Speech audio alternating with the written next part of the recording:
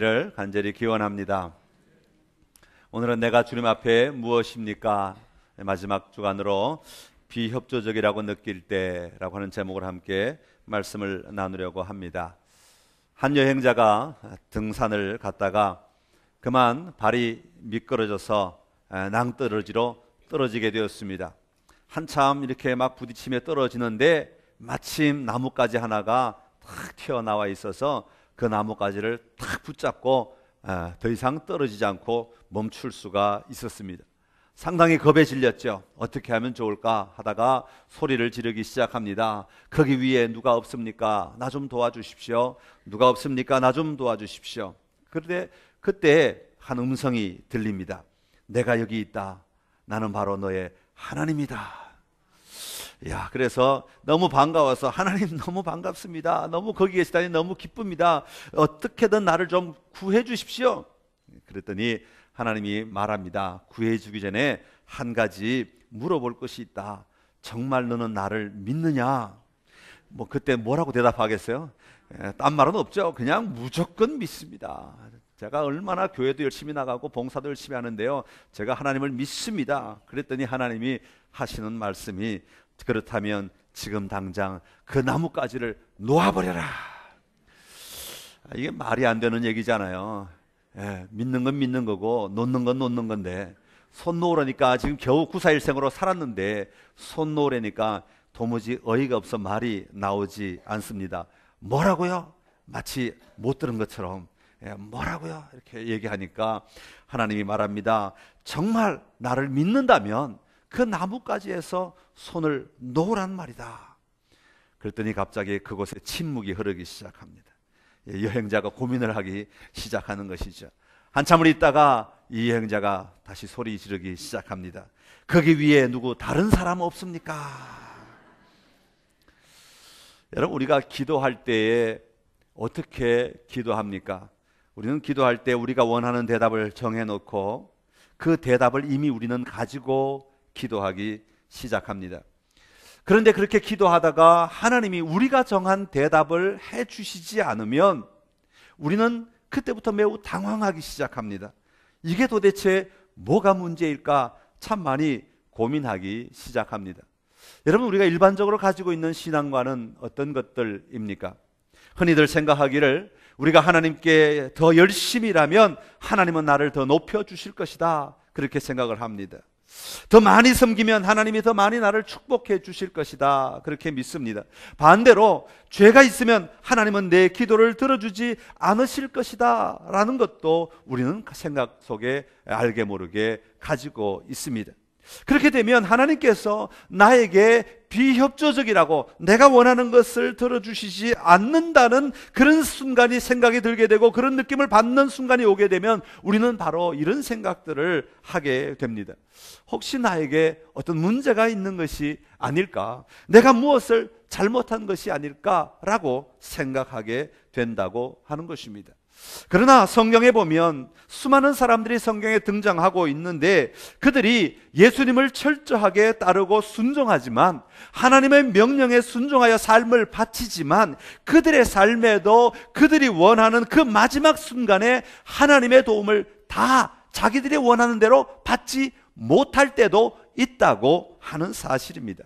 예를 들어 모세의 경우는 어떻습니까? 애굽의 노예로 살아가던 이스라엘 백성들을 하나님의 명령대로 이끌어냅니다. 그 광야에서, 그 험한 광야에서 40년 동안 그 말도 안 듣는, 지지리도 말 안 듣는 그 백성들을 이끌고 자그마치 40년이라는 엄청난 세월을 고생을 하며 산전수전 다 겪습니다. 그런 모세의 희망은 무엇이겠습니까? 하나님의 약속의 땅 가나안을 향하여서 나도 그 땅 한번 밟고 죽는 것, 내가 그 땅에 들어가면 내 사명 다 했다고 말할 수 있지 않겠는가? 라고 생각하는 것 아니었겠습니까? 그렇지만 하나님께서는 어떻게 하십니까? 그 요단강을 건너서 가나안 땅을 밟게 하기는커녕 그 건너편 사해 바다 건너편에 높은 산에 올려다 놓고 그 땅을 바라보라고 하십니다. 약 올리시는 것도 아니고 말이에요. 보여주시지나 말지. 그 땅을 눈에 뻔히 보게 하시면서도 너는 여기까지다, 그 땅을 밟을 수가 없다라고 말씀하는 것이죠. 여러분, 사람의 입장에서 우리가 흔히 평소에 가지는 생각의 관점에서 보면 하나님 그 조금만 더 용서해 주시고 그냥 그때 상황 조금 더 이해해 주시고 그냥 이렇게 그동안 수고한 노력이 있으니까 애쓴 흔적이 있으니까 가나안 땅 좀 들어가게 해주시면 좋지 않겠느냐고 말할 수 있지 않겠습니까? 하나님 그 마지막 순간에 모세에게 좀 협조해 주시면, 모세의 삶에 좀 협조해 주시면 얼마나 좋겠습니까? 라고 말할 수 있지 않겠는가 하는 것입니다. 그러나 하나님의 입장은 전혀 다르다고 하는 것을 성경은 우리에게 말씀하고 있습니다. 여러분은 지금 어떠십니까? 여호와 하나님께서 지금 여러분의 삶 가운데 이것만 협조해 주시면 좋겠는데 라고 하는 상황이 혹시 있지나 않으십니까? 이것 하나만 협조해 주시면 내 인생이 내가 원하고 계획하는 대로 잘 나갈 텐데 하는 영역들 말입니다. 하나님, 내 재정의 문제를 조금만 더 협조해 주시면 모든 일이 잘 해결될 것 같은데, 흔히 그런 얘기 잘하죠. 돈 얼마만 있으면 내 모든 문제가 다 해결될 것 같은데 이것 해결해 주십시오. 그렇게 요청할 때가 있습니다. 내 자녀들이 대학만 들어가면 다 해결될 것 같은데 내가 원하는 대학에만 들어가게 해 주십시오. 이게 저의 마지노선입니다 라고 말할 때가 있다고 하는 것이죠. 하나님, 우리 가정에 있는 이 갈등 이것만 해결해 주시면 우리 모든 가정의 문제가 다 해결될 것 같은데 이것만 협조해 주십시오 라고 하는 문제가 있습니다. 어떤 청년들은 내가 결혼만 하면 내 모든 문제가 다 해결될 것 같은데 이 문제에 좀 협조 좀 해 주십시오. 우리 하나님께 요청할 때가 있지 않은가 하는 것입니다. 우리가 가진 나의 삶의 마지노선과 같은 이 문제를 주님 앞에 내어놓고 기도하며 매달릴 때, 주님이 그것을 협조해 주시지 않을 때 우리는 매우 낙심하며 절망에 빠질 때가 있습니다. 우리는 그럴 때 어떻게 그것을 받아들여야 하는가 하는 것입니다. 오늘은 사도 바울의 삶을 통해 이야기를 나누려고 합니다. 그는 원래 로마 시민권을 가진 사람이었습니다. 당시 나라는 로마의 압제 아래에 있었기 때문에 그 압제자의 시민권을 가지고 있다고 하는 것은 대단한 권력이라고 말할 수 있죠. 베냐민 지파의 히브리 사람입니다. 하나님이 택한 백성으로서 자부심을 가지고 있습니다. 하나님이 택한 지파로서 아주 큰 자부심을 가지고 살아가던 사람입니다. 특별히 그는 바리새파 사람이라고 말하고 있습니다. 바리새인들은요, 헬라가 그 지역을 지배하고 난 다음에 두 왕조가 계속해서 그 땅을 지배할 때에 그 지배하던 왕조들이 무슨 정책을 쓰는가 하면 유대인들을 이 헬라 문화로 개종시키게 그 의식 구조를 바꾸기 위하여서 유대인들에게 율법을 철저하게 금지시키고 율법을 지키는 자들을 아주 극심하게 핍박하기 시작하였습니다. 그때 바리새파 사람들은요, 하나님의 율법을 지키지 않으면 우리는 죽는다 하는 생각을 가지고 있던 사람들입니다. 그래서 그들과 싸우면서 저항하면서 분리된 자다. 그래서 바리새파라고 하는 이름으로 남아있게 되었던 것입니다. 여러분, 그런 사울이었던 바울이 가지고 있던 가치와 그리스도인들이 가지고 있는 가치는 너무나 다를 수밖에 없었던 것이죠. 예수님의 가르침은 율법을 초월하는 것 아닙니까? 율법을 뛰어넘어서 하나님의 새로운 계명을 가져다 준다 말씀하시면서 가르치기 시작하였던 것이죠. 특별히 십자가에 달린 예수님은 그들에게 바리새인들이 볼 때는 그것은 수치이지 결코 구원의 통로가 될 수 없었던 것입니다. 율법을 지키는 것만이 그들에게는 생명이요 진리라고 믿었기 때문입니다. 그래서 그는 예수님을 믿는 자들을 잡아 가두는 일에 가장 앞장을 서서 자기의 열심을 가지고 그렇게 많은 사람들을 핍박하였던 것입니다. 여러분, 이렇게 살았던 바울이 예수님의 부활 후 얼마 되지 않아 그 예수 믿는 자들을 잡아 가두기 위해서 길을 가다가 예수님을 만나게 되는 놀라운 사건을 경험하게 됩니다. 그리고 그 뒤로 그 자신이 바로 예수님을 그리스도로 믿는 기독교인이 됩니다.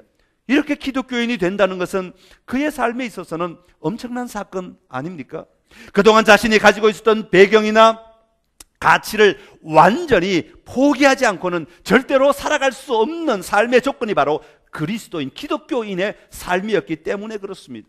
그래서 그는 과거에 가졌던 무형적인 자산이나 유형의 삶들을 다 포기하고 마침내 그리스도인으로서의 삶을 살아가기 시작합니다. 여러분, 이렇게 자신을 포기하고 헌신한 바울을 위해서 하나님은 그냥 혼자 알아서 가라 그렇게 말씀하지 아니하시고 그 사명을 감당할 수 있도록 하나님께서 영적 힘을 공급해 주시는 이야기가 나옵니다. 그게 바로 오늘 본문 7절에서 말하고 있는 대로 여러 계시를 보여주시는 것입니다.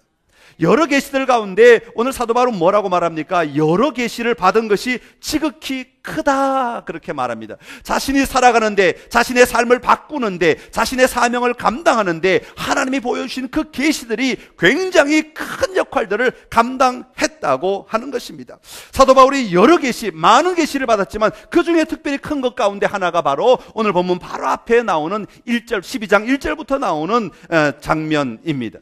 주님의 환상을 본 것과 그 계시를 통하여 신비한 체험을 했다고 말하고 있습니다. 그것은 바로 셋째 하늘에 올라간 것이다 그렇게 말하고 있는 것이죠. 여러분, 셋째 하늘은 당시에 유대인들은 하늘이 세 층으로 나누어져 있다 그렇게 믿었습니다. 첫 번째는 구름이 있는 눈에 보이는 하늘이 1층 천이고, 그 다음에 두 번째는 물이 있는 궁창에 있는 하늘이 2층 천이라 그렇게 믿었고, 2층이다 그렇게 믿었고요. 그 다음에 3층에는 하나님이 계시는 곳이다 그렇게 믿었습니다. 그러니까 이 사도 바울이 3층 천에 올라갔다는 것은 하나님의 보좌를 보았다라고 하는 것이죠. 하나님이 거하시는 곳에 갔다라고 하는 그런 이야기입니다. 예수님이 계시는 곳에 갔다는 것이죠. 그런데 사도 바울이 3층 천에 가서 본 것이 그곳에 있는 웅장한 하나님의 의자를 본 것이 중요합니까? 하나님의 성전을 본 것이, 성을 본 것이 중요합니까? 하나님이 거하시는 집을 본 것이 중요합니까? 그렇지 않지요. 정말 중요한 것은 무엇입니까? 거기에 예수 그리스도를 만나는 것이 중요하지요. 거기 계신 하나님을 만나는 것이 중요하다고 하는 것입니다. 사도 바울은 이 계시로 말미암아 이 계시를 통하여 하나님의 살아계심과 예수님의 그리스도의심을 분명히 경험하고, 그 경험이 앞으로 살아가는 바울의 모든 삶의 자리 가운데 끊임없이 자신을 일깨워주는, 자신을 지탱하게 하는 힘의 근원이 되었다고 말하고 있는 것입니다. 사랑하는 성도 여러분, 여러분은 어떠십니까? 오늘 여러분이 그리스도인으로서 살아가는 힘은 어디에서 나오고 있습니까? 단순히 그저 습관적으로 교회 나오는 것이 여러분의 힘의 근원이 되고 있습니까? 아니면 누구 때문에 나오는 그 사람이 여러분의 믿음의 힘의 근원이 되고 있습니까? 아니면 어려서부터 모태신앙이기 때문에 부모님에 의해서 그냥 집안 대대로 그렇게 믿었으니까 믿는 그 집안이 여러분의 신앙의 힘의 근원이 되고 있습니까? 아니면 어릴 때부터 다녔으니까 습관 때문에 다니는 그 습관이 여러분의 힘을, 믿음의 힘을 지탱하게 해주는 근원이 되고 있습니까? 우리는 우리의 삶을 감당할 힘을 우리 스스로는 결코 소유할 수가 없습니다. 그렇다고 우리가 믿음 생활하면서 맨날 어떤 특별한 영적 환상을 봐야 한다, 그런 이야기가 아닙니다. 예수 그리스도와의 인격적인 만남을 통한 관계에 이 확신을 가지고 살아갈 때에 그 확신이 우리의 믿음을 이끌어가게 되고 우리로 하여금 그리스도인다운 삶을 살아가도록 만들어주는 능력이 된다고 하는 것입니다.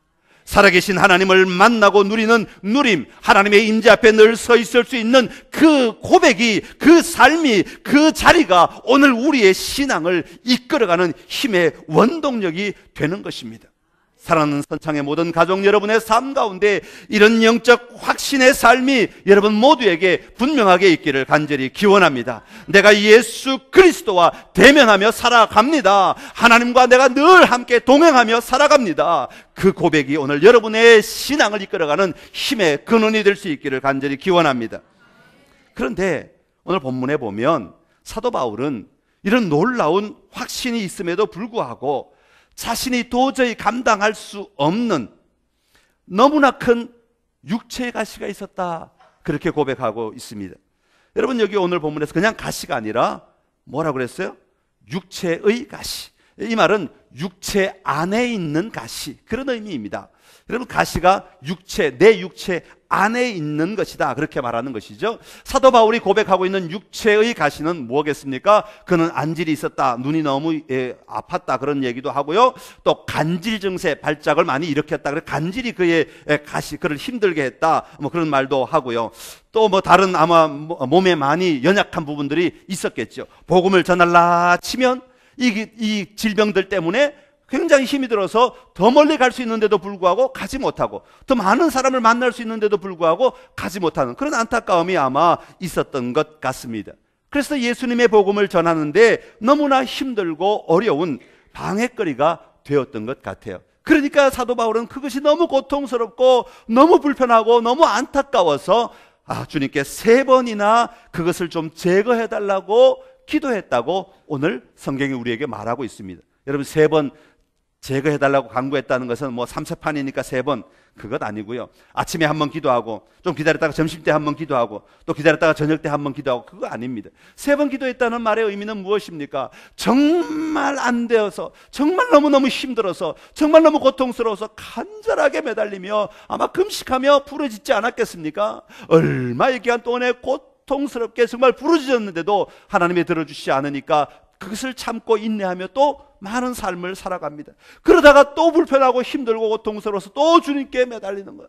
그러다가 또 많은 시간을 보내게 되고, 그리고 또 기도하고 또 기도했다 하는 의미가 담겨져 있는 것입니다. 그냥 가지고 살아야지 했다가도 너무나 고통스럽고 힘들어 또 제거해 달라고 간구하게 되었다라고 하는 것이죠. 그때마다 하나님은 뭐라고 대답하셨습니까? 아니다.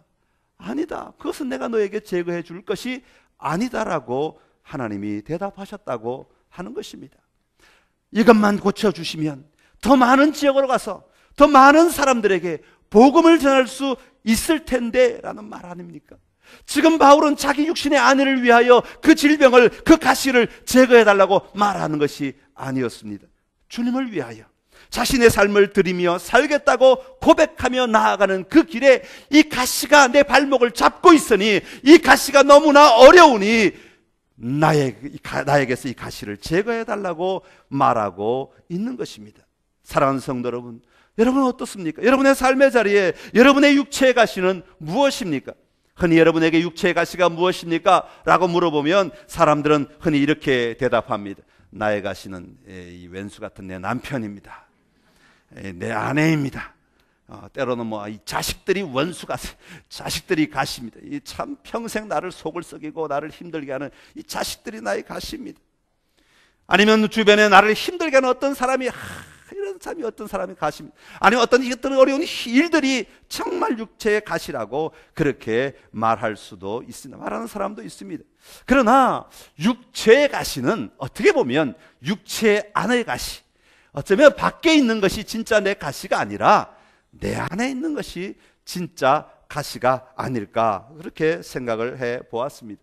여러분, 이런 가시 때문에 괴로워해 보신 적이 있습니까? 그런 가시 때문에 하나님 앞에서 울부짖어 보신 적이 있습니까? 왜 나에게 이런 가시를 주셨습니까? 왜 나에게 이런 가시가 나를 힘들게 하고 나로 하여금 더 많은 것들을 누릴 수 있음에도 불구하고 누리지 못하게 하셨습니까? 이 가시만 제거해 주시면 내가 더 잘 살 수 있을 텐데 왜 이것 제거해 주시지 않습니까? 몸부림쳐 보신 적이 있으십니까? 여러분, 몸부림치시면서 얻으신 해답은 무엇이었습니까? 혹시 절망하고 포기하는 것 아니었습니까?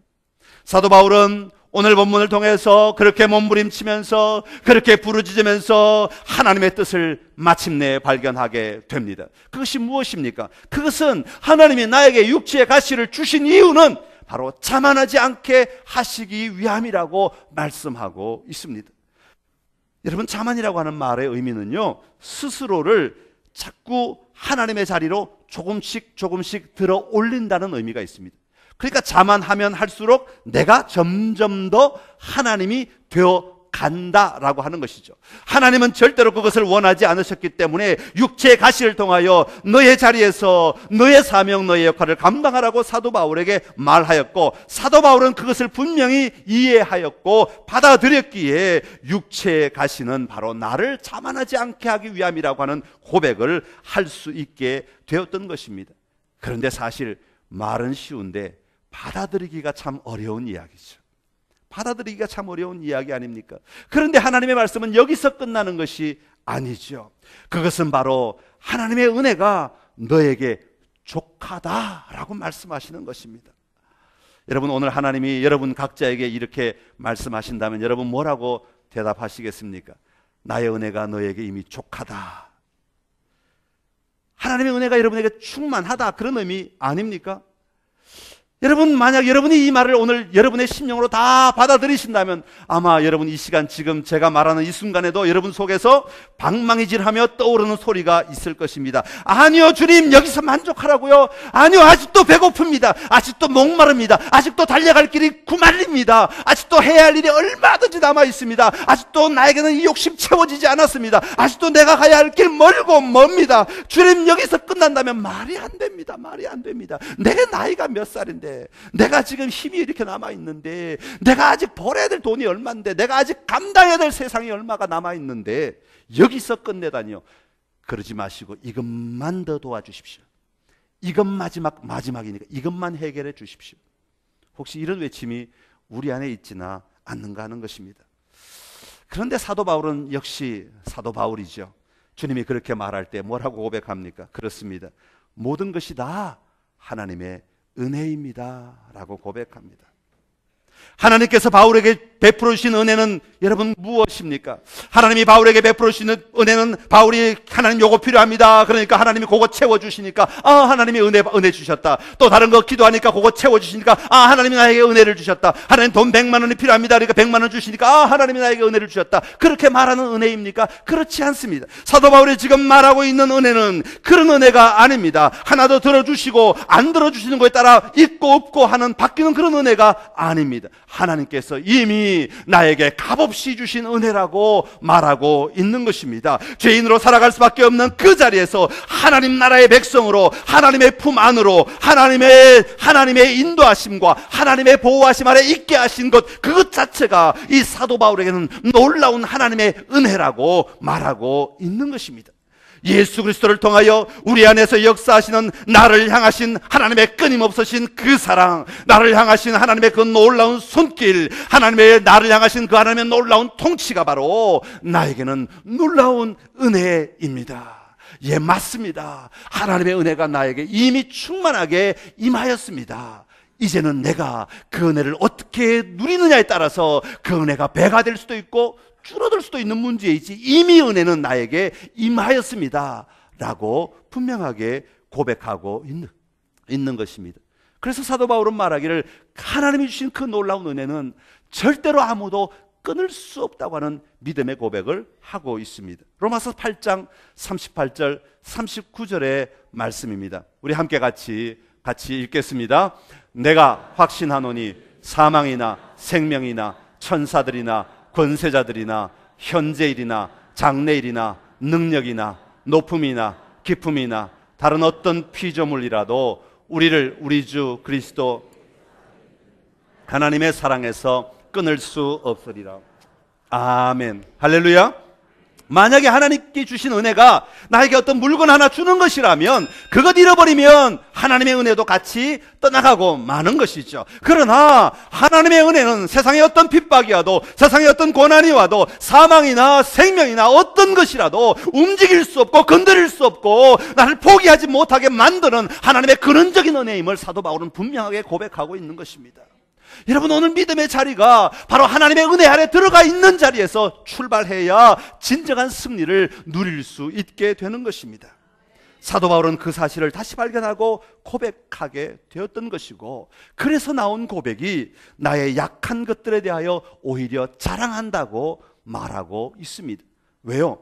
하나님의 은혜 아래 있는 삶은 내가 강하면 강할수록 그 은혜가 쇠약해질 수밖에 없기에, 내가 약하면 약할수록 하나님의 도움과 하나님의 일하심과 하나님의 역사하심, 하나님의 능력이 나에게 더 채워지게 되기 때문에 오히려 약한 것들을 자랑한다고 말하고 있는 것이죠. 9절의 말씀입니다. 내 은혜가 내게 족하도다. 이는 내 능력이 약한 데서 온전하여짐이라 하신지라. 그러므로 도리어 크게 기뻐함으로 나의 여러 약한 것들에 대하여 자랑하리니 이는 그리스도의 능력이 내게 머물게 하려 함이라.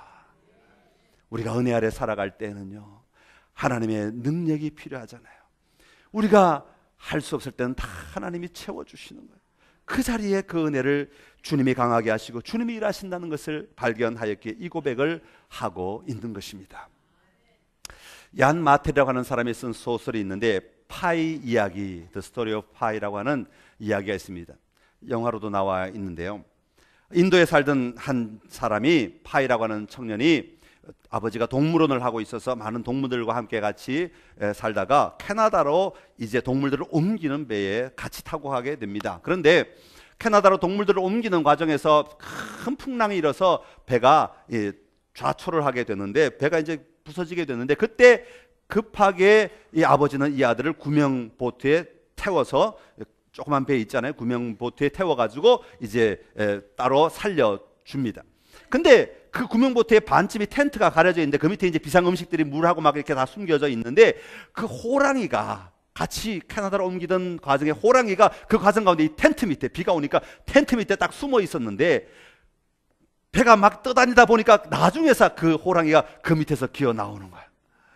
자, 이 조그만 보트, 보트라이바 비상보트가 요만하지 않습니까? 그 조그만 보트에 이제 이 파이라는 청년과 이 호랑이가 둘만 딱 지켜보고, 호랑이는 지금 시급하잖아요. 배가 너무 고파. 그러니까 이 먹을 거라고는 그 배 위에서, 망망대해 배 위에서 이 파이라는 청년밖에 없으니까 이 청년을 잡아먹으려고 어르렁거립니다. 그때 막대기를 가지고 끝까지 버티고, 또 튜브를 타고 바다에 들어갔다가 배에 끈을 묶었다가 또 쫓아 올라왔다가 내려갔다가 이렇게 막 고생을 하며 지내다가 둘 사이에 암묵적인 계약이 이루어집니다. 호랑이하고 이야기해서 계약서 쓴 게 아니라, 이 청년이 생각하기를, 이 호랑이가 배가 고프니까 내가 물고기를 잡아다가 이 호랑이에게 주면 이 호랑이는 나를 잡아먹지 않겠다 하는 생각이 떠오릅니다. 그래서 낮에는 열심히 물고기를 잡습니다. 물고기를 잡아서 이 호랑이에게 던져줍니다. 그러면 호랑이가 그것을 받아먹고는 배가 부르니까 그냥 잠잠하게 또 있는 겁니다. 그러다가 배가 고파서 어르렁거리면 또 이 청년 바다에 풍덩 뛰어들어가지고 또 물고기를 잡아서 호랑이에게 음식을 제공하는 것입니다. 자, 그렇게 아슬아슬한 긴장관계 속에서 호랑이와 이 파이라고 하는 청년이 배를 타고 표류를 하다가 드디어 섬을 만나게 됩니다. 섬을 만나니까 그 바닷가에 배가 닿자마자 호랑이는 그냥 그 섬으로 달려가 버리고 말았다고 하는 그런 이야기입니다. 여러분, 그 작은 보트, 그죠? 호랑이 주는 의미가 참 있죠. 가만히 생각해 보면 참 많은 다양한 이야기들을 우리에게 생각하게 하는 그런 소설입니다. 여러분, 맞습니다. 우리 모두에게는 다 호랑이가 있습니다. 나를 잡아먹을 것 같은 두려운 호랑이들이 우리의 삶에 언제나 우리를 향하여 어르렁거리며 우리를 쳐다보고 있는 것 같습니다. 한시라도 빨리 없애버리고 싶은 원수 같은 호랑이가 한둘 없는 사람이 세상에 어디에 있겠습니까? 그러나 중요한 것은 이 호랑이가 나를 잡아먹도록 해서는 결코 안 된다고 하는 것입니다. 인생의 가시 때문에 우리가 무너져서는 안 된다고 하는 것입니다. 절망하거나 괴로워하여 넘어져서도 안 된다고 하는 것이죠. 파이라고 하는 이 소년, 오히려 이 호랑이 때문에 더 긴장하면서 그 망망대해의 삶, 혼자 있었다면 지쳐서 죽을 수밖에 없었던 그 시간들을 오히려 살아서 마침내 그 섬에 도착하여 구조될 수 있었던 원인일지도 모른다고 하는 것입니다.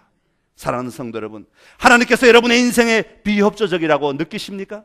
이것 하나만 협조해 주시면 내 인생이 달라질 것 같습니까? 이 가시만 제거해 주시면 내 인생이 완벽해질 것 같습니까? 더 크고 놀라우신 하나님의 은혜를 바라보는 여러분이 되시기를 간절히 기원합니다. 그걸 하나 제거될수록 오히려 우리는 더 어쩌면 절망의 삶의 자리에 빠질 수 있습니다. 그러나 우리가 하나님의 은혜 아래 들어가 그 은혜를 바라보며 하나님의 도움을 구하며 하나님의 능력을 구하며 하나님의 힘을 구하며 살아갈 때에 오히려 우리는 더 놀라운 승리의 삶을 살아갈 수 있게 될 것입니다. 내가 주님 앞에 무엇입니까? 여러분, 오늘 이 시간 하나님의 비협조적이라고 느껴질 때 여러분 주님 앞에 어떤 고백을 하기를 원하십니까?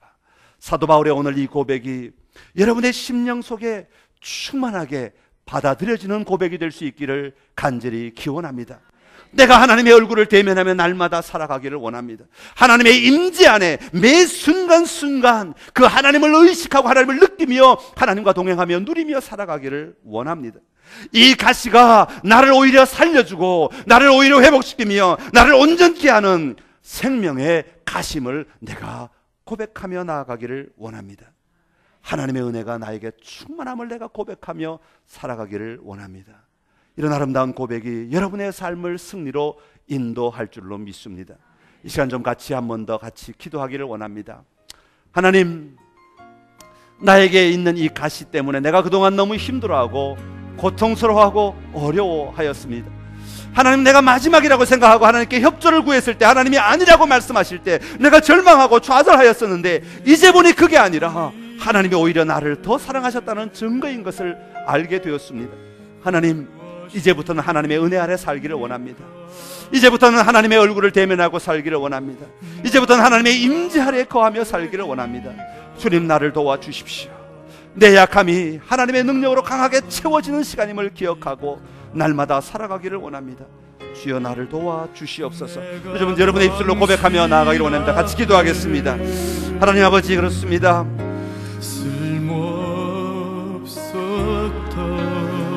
아버지, 우리의 삶의 자리에서 아버지 하나님 도와주시지 않는다고 원망하고 불평하며 안타까워하며 심지어는 믿음을 버리고 떠날 때도 있었음을 고백하며, 그러나 우리 하나님이 아니라고 말씀하시는 이유는 아버지, 우리를 더 온전한 삶의 자리로 인도하시기 위하여, 우리를 더 능력으로 이끄시기 위하여, 우리를 더 하나님의 품에 꼭 안으시기 위하여 아버지 우리를 부르시는 부름인 줄로 믿습니다. 하나님 아버지, 이 시간 다시 한번 하나님의 그 놀라운 사랑을 경험하게 하여 주시옵소서. 하나님, 나를 부르신 그 은혜의 자리에 내가 다시 한 번 더 머물게 하여 주시옵소서. 하나님의 임재 앞에 내가 오늘도 흔들리지 않는 삶을 살아가며 주여, 나를 도와 주시옵소서. 아버지여, 주님의 은혜를 누리기를 원합니다. 주님의 인도하심을 누리기를 원합니다. 주님의 손길을 누리기를 원합니다. 내가 주님 앞에 무엇입니까? 예, 하나님의 사랑받는 자녀입니다. 하나님의 은혜 아래 있는 머물러 있는 자입니다. 하나님의 도움을 구하며 하나님의 도움을 받으며 살아가는 자입니다. 이 아름다운 고백이 우리의 날마다의 고백되게 하여 주시옵소서. 아버지, 나에게 있는 이 가시를 아버지가 잘 승리하고 아버지 이겨낼 수 있는 힘과 능력을 부어 주시옵소서. 내 육체 안의 가시를 넉넉히 감당하도록 주여 도와주시옵소서. 주님의 은혜로 나를 아버지여 새롭게 하여 주시옵소서. 아버지, 하나님의 은혜를 베풀어 주시옵소서. 하나님 아버지, 우리가 우리 나름대로 마지노선을 정해놓고 하나님 이것만은 도와주셔야 되겠습니다, 여기까지만 도와주시면 되겠습니다 라고 말할 때가 얼마나 많았는지 모릅니다. 그러나 하나님은 아니다 말씀하실 때 우리가 낙심하고 절망하고 좌절에 빠졌던 적은 없었는지요? 하나님, 이 시간 사도 바울의 태도를 다시 한번 배웁니다. 사도 바울의 삶의 모습을 배웁니다. 하나님 안에서 살아가는 법을 다시 한번 말씀하여 주시니 감사합니다. 아버지 하나님이여, 그 가시로 말미암아 내가 오히려 살아나는, 내가 오히려 하나님 안에서 진정한 하나님의 아들로 딸로 누리는 삶을 온전히 살아갈 수 있는 힘을 얻도록 도와주시옵소서. 내 은혜가 너에게 족하다 말씀하시는 그 하나님의 은혜를 누릴 수 있는 저희들 되게 하여 주시옵소서. 하나님의 은혜 아래에 머물러 있게 하시고 그 은혜로 말미암아 하나님의 임재를 누리고 하나님의 기쁨을 누리며 날마다 살아가는 우리의 삶이 되게 하여 주시옵소서.